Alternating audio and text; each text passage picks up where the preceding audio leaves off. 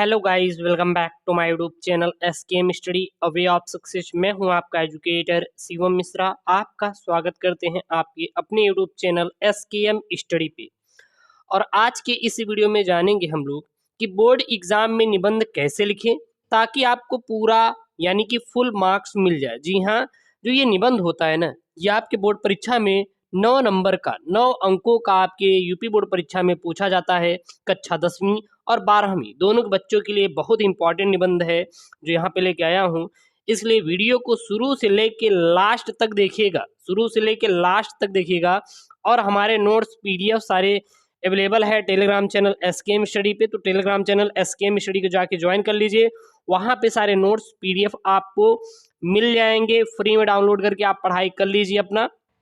बिल्कुल आपको बोर्ड परीक्षा 2023 की कोई भी टेंशन नहीं लेनी, पूरी तैयारी हम आपको करवा देंगे।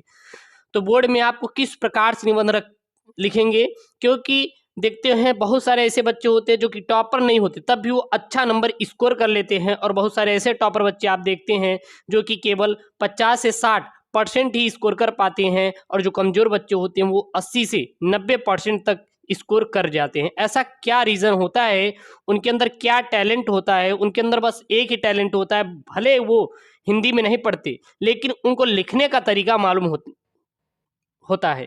उसी प्रकार यदि आप टॉपर हैं, अगर आपको लिखने का सही तरीका मालूम हो जाए तो जाहिर सी बात है आप फुल मार्क्स स्कोर करेंगे। जी हाँ, पूरा का पूरा मार्क्स आप 100% स्कोर कर लेंगे, इसकी गारंटी मेरी है। क्लियर है? तो इसमें हम 5 सबसे महत्वपूर्ण निबंध भी आपको बताएंगे जो कि तैयार कर लेंगे तो आपको फुल मार्क्स आपके बोर्ड परीक्षा में पूछा जाएगा। और इन 5 निबंधों को बिल्कुल आप लोग तैयार कर लीजिएगा, और इसका मैं PDF Telegram channel SKM study भेज दूंगा, जाके वहां से डाउनलोड कर लीजिएगा। और इस बात की गारंटी है 2023 में 100% ये निबंध जरूर आएंगे, इसलिए आप इन निबंधों को बिल्कुल पूरा का पूरा तैयार कर लीजिएगा। कोई भी कहीं से समस्या क्रिएट हो रही है, ऐसा लग रहा है कि सर मुझे यहाँ पे प्रॉब्लम क्रिएट हो रही है, बिल्कुल आप कमेंट बॉक्स में कमेंट मेंशन कर दीजिएगा। फुल सोल्यूशन वीडियो में आपको उसका बता दूंगा, और जितने भी निबंध है पूरी गारंटी है मैं आपको कंप्लीट करवाऊंगा। बिल्कुल आप टेंशन मत लीजिएगा, इसकी मेरी गारंटी है। पूरा का पूरा निबंध मैं कंप्लीट करवाऊंगा, फ्री में आपकी पूरी तैयारी करवाऊंगा। बोर्ड एग्जाम 2023 की 1 रुपये कहीं भी आपको इन्वेस्ट करने की जरूरत नहीं है, ना कोर्स खरीदने की जरूरत है। हम आपको physics, chemistry, English, math, biology, Hindi पूरी तैयारी करवा दूंगा। चलिए अब हम देखते हैं कौन कौन से 5 सबसे महत्वपूर्ण निबंध है जिसको आपको तैयार कर लेना है। तो सबसे पहला जो महत्वपूर्ण निबंध है यहाँ पे, प्रदूषण की समस्या एवं समाधान। जी हाँ, इसको तैयार कर लीजिए। आप देखेंगे तो हर साल बोर्ड परीक्षा में पूछा जाता है कि प्रदूषण की समस्या एवं समाधान पर निबंध लिखिए, और आपका 9 अंकों का 9 नंबर का ये निबंध पूछ लिया जाता है। और यहाँ पे सबसे 5 सबसे महत्वपूर्ण निबंध है। जी हाँ, बिल्कुल इन निबंधों को आप तैयार कर लीजिए।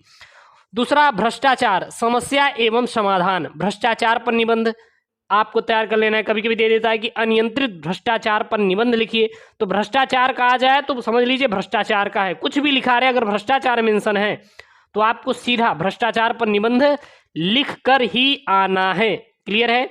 उसके बाद मेरे प्रिय में 2 प्रकार के आते हैं, मेरे प्रिय कवि, मेरे प्रिय लेखक, मेरे प्रिय पुस्तक। तो अब आपके ऊपर ये डिपेंड करता है कि आप किस प्रकार से उसको तैयार करते हैं। तो कवि का तैयार कर लीजिए, लेखक का तैयार कर लीजिए। जो आपके कवि हैं जैसे तुलसीदास का दे देता है, सूरदास का दे देता है, लेखक में महादेव वर्मा का दे देता है, रामचंद्र शुक्ल का दे देता है, तो डॉक्टर राजेंद्र प्रसाद का दे देता है। तो आपको जो मेरे प्रिय में ये कवि और लेखक दोनों में से किसी एक का आपके बोर्ड परीक्षा 2023 में आएगा। अब ये आपके ऊपर डिपेंड करेगा कि आप किसको लेके वहां पे लिख रहे हैं। ऐसा वहां पे नहीं रहेगा कि किसी कवि का नाम रहेगा, ऐसा नहीं। आप किसी कवि की उठा के उनका पूरा जीवन परिचय लिख दीजिएगा, उनके बारे में लिख दीजिएगा। कवि की आवश्यकताएं क्यों हैं, लेखक की आवश्यकताएं क्यों हैं, इन्होंने कौन कौन से ऐसे उपन्यास दिए जिसके द्वारा हम प्रेरित होते हैं अपने जीवन में। तो ये सब सारी बातें जो होती है इसमें आप अच्छे से मेंशन कर देंगे तो एग्जामिनर आपको पूरा नंबर दे देगा। उसके बाद दहेज प्रथा पर निबंध लिखने के दे दिया जाएगा, क्योंकि दहेज प्रथा पर निबंध बहुत ही इंपॉर्टेंट होता है। आजकल देखेंगे तो बहुत सारे ऐसे समस्याएं उभर कर सामने आती हैं, दहेज से संबंधित देखते हैं, हत्याएं कर दी जाती हैं, उत्पीड़ित किया जाता है मानसिक और शारीरिक तौर पर महिलाओं को जो दहेज नहीं दे पाते, तो इस पर निबंध लिखने को दे दिया जाएगा। तो आपको बहुत ही अच्छी तरीके से आपको इन सारे निबंध को तैयार कर लेना है। उसके बाद बेरोजगारी की समस्या, जी हाँ, आज देखेंगे तो अपने जो भारत में बेरोजगारी सबसे पीक पर है। आप देखेंगे तो 100 युवा में से लगभग 100 क्या, आप 1 लाख युवा में से देखेंगे, 1 लाख अगर युवा निकालेंगे तो उसमें अगर 99% देखेंगे तो बेरोजगार घूम रहे हैं। जी हाँ, उनके पास रोजगार ही नहीं है। अगर आप एकदम निचले स्तर से देखेंगे, फॉर्म भरे जाते हैं करोड़ों, नौकरी के नाम पे कुछ भी नहीं। तो कहीं ना कहीं बेरोजगारी अपने भारत में बहुत चरम सीमा पर है। और बेरोजगारी जो कि सबसे ज़्यादा खतरनाक होती है, अगर ये जहाँ पर फैल गई ना बेरोजगारी, वो समझ लीजिए देश बर्बादी की ओर चला जाता है। जाहिर सी बात है, अगर नवयुवक बेरोजगार रहेंगे, पैसा नहीं कमाएंगे, तो करेंगे क्या फिर वो अपने जीवन में? कहीं ना कहीं उनके ऊपर बहुत ज़्यादा बर्डन रहेगा, बोझ रहेगा, बहुत ज़्यादा उनके साथ समस्याएं क्रिएट होंगी।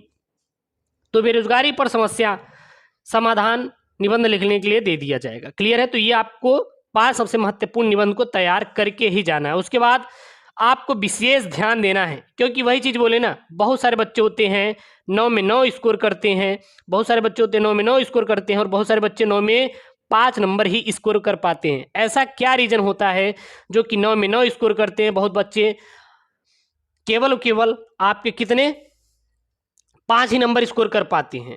तो इन सब विशेष ध्यान देने वाली चीज़ है यहाँ पे। सबसे पहला, आपको सुंदर एवं स्वच्छ आपकी लिखावट होनी चाहिए। लिखावट पे आपको विशेष रूप से ध्यान देना चाहिए। आपकी जो लिखावट हो बहुत ही स्वच्छ होनी चाहिए और सुंदर होना चाहिए, देखने में एकदम अट्रैक्टिव हो कि यार एग्जामिनर देखे तो तुरंत उसको वो चीज़ अच्छी लग जाए और आपको पूरा नंबर वो देके चला जाए।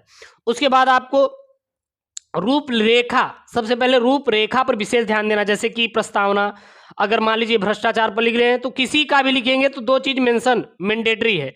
सबसे पहला प्रस्तावना और लास्ट में उपसंहार, ये दोनों तो आपको जरूर से जरूर ही डालना है। उसके बाद आप भ्रष्टाचार का अर्थ, भ्रष्टाचार के प्रकार, भ्रष्टाचार के कारण, भ्रष्टाचार के निवारण, भारत में किस प्रकार से भ्रष्टाचार बढ़ रहा है, इसको कैसे कम किया जाएगा, तो इस प्रकार से आप इसके सामने लिख सकते हैं। ठीक है ना? उसके बाद क्वालिटी पर ध्यान दे, क्वांटिटी पर नहीं। अब ऐसा नहीं कि आप आगे A copy, B copy, C copy, D copy, F copy, G copy, ऐसा आपको विशेष बिल्कुल भी नहीं करना। इस पर विशेष ध्यान देना है। आपको हमेशा क्वालिटी पर ध्यान देना, क्वांटिटी कभी मैटर नहीं करती। सबसे ज़्यादा मैटर क्या करता है? आपका क्वालिटी मैटर करता है। तो आपको क्वालिटी पर विशेष ध्यान देना है, अपने क्वालिटी यानी कि अच्छे कंटेंट को वहाँ पर लिख के आना है, ताकि एग्जामिनर आपको फुल मार्क्स दे। और इस बात की गारंटी मेरी है कि यहाँ पर अगर दिए गए सारी बातों को अगर ध्यान में रखते हुए अपना निबंध लेके आए ना, तो 100% आपको फुल मार्क्स मिलेगा, इसकी गारंटी या स्कीम स्टडी लेता है। अब चलिए हम लोग देखते हैं कि किस प्रकार से आपको निबंध लिखना है। यहाँ पे बहुत ही इंपॉर्टेंट मैं निबंध लेके आया हूँ आपके साथ शेयर करने के लिए, और विशेष ध्यान देना है। तो देखिए यहाँ पे जो निबंध है वो हमने भ्रष्टाचार पर लिया है कि किस प्रकार से आपको लिखना है। तो सबसे पहले लिखेंगे भ्रष्टाचार समस्या एवं समाधान निबंध है। इसको आप प्रश्नोत्तर के नीचे लिखेंगे तो ज़्यादा बेटर रहेगा। मैंने यहाँ पे नीचे लिखना चाहिए, मैं यहाँ पे ऊपर कर दिया, कोई बात नहीं। तो सबसे पहले आपको प्रश्नोत्तर नंबर डालना है कि प्रश्नोत्तर संख्या कौन सा है। अब ये प्रश्नोत्तर संख्या आपके पेपर में कौन सा देता है, आपके पेपर के ऊपर डिपेंड करता है। फिर उसके बाद हेडिंग डालेंगे रूपरेखा। क्या हेडिंग डालेंगे? रूपरेखा। और रूपरेखा के बाद आपको इसमें इसके बारे में लिखना है कि आप कौन कौन सी मेजर हेडिंग को आप ले रहे हैं। हेडिंग का मतलब है, रूपरेखा का मतलब ये है कि आप मेजर हेडिंग, अब फिर इन हेडिंगों को आपको डाल के लिखना है। जैसे कि प्रस्तावना यानी भ्रष्टाचार के बारे में बताना है, फिर भ्रष्टाचार का अर्थ आपको बताना है, ये हेडिंग हो गई। मेन हेडिंग यहाँ पे रूपरेखा में देना है। भारत में बढ़ता भ्रष्टाचार, यानी कि भारत में किस प्रकार से भ्रष्टाचार बढ़ रहा है, भ्रष्टाचार के क्या क्या कारण हैं, मेजर पॉइंट लिखना है। भ्रष्टाचार दूर करने के उपाय, जी हाँ, आप भ्रष्टाचार अगर अपने भारत में उत्पन्न हो रहा है तो आप किस प्रकार से इसको दूर करेंगे, क्या क्या उपाय हैं इनके, और इनका फिर लास्ट में उपसंहार, यानी कि भ्रष्टाचार को आप लोग किस प्रकार से खत्म करेंगे, जड़ से, इसको जड़ से उखाड़ फेंकना है। इसमें आपको उपसंहार में लिखने की जरूरत है। उसके बाद आपको क्या करना है? प्रस्तावना हेडिंग डालें। अब देखिए एक एक करके आपको लिखना है। अब क्या लिखेंगे? प्रस्तावना में क्या लिखेंगे कि भ्रष्टाचार किसी काल या स्थान संबंधित नहीं है, बल्कि यह हमारे समाज में हर जगह व्याप्त है। अब ऐसा नहीं कि भ्रष्टाचार कहीं और से आया है, किसी काल से आया हुआ है, किसी स्थान से आया, ऐसा नहीं है। भ्रष्टाचार हर जगह पर, हमारे समाज में हर जगह पर आप देखेंगे तो भ्रष्टाचार आपको मिल ही जाएंगे।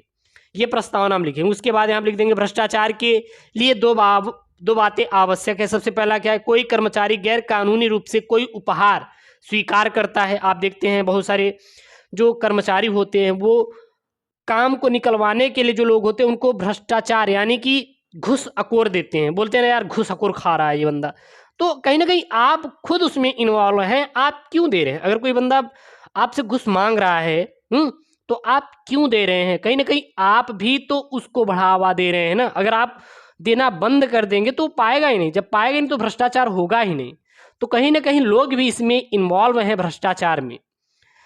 या फिर वह कोई विशेष पद पर आसीन हो। आप देखते हैं कि कोई बंदा है वो बहुत बड़े पद पर है और आप से काम मतलब आपका काम है उससे, तो पैसा आपसे लेगा, कहेगा भैया पैसा दीजिए मैं आपका काम करूँगा, नहीं देंगे तो नहीं करूँगा।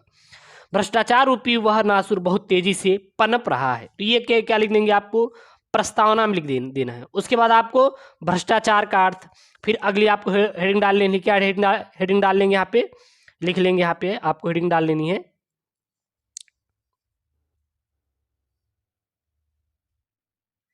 भ्रष्टाचार का अर्थ।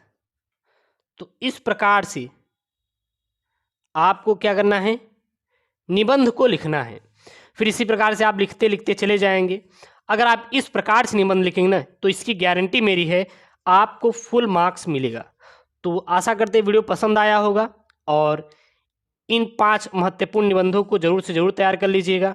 बाकी जो निबंध है मैं आपको पूरा करवा दूंगा। और वीडियो को लाइक करें, चैनल को सब्सक्राइब नहीं किया तो प्लीज़ चैनल को सब्सक्राइब जरूर कर लें। ओके दोस्तों, थैंक यू, जय हिंद।